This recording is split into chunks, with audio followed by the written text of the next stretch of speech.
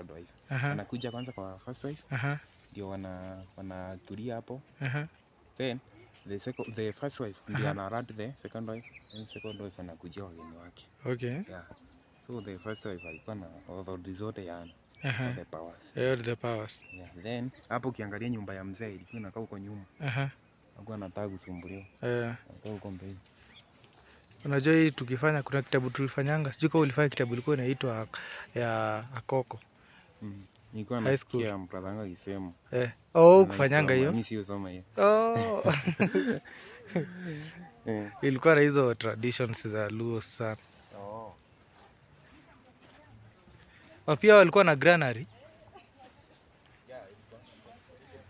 But iko nyuma.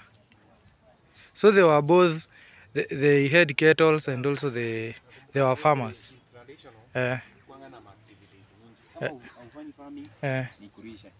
So unapata kuna wengine wanafanya part of farming kidogo, wengine kidogo, combine.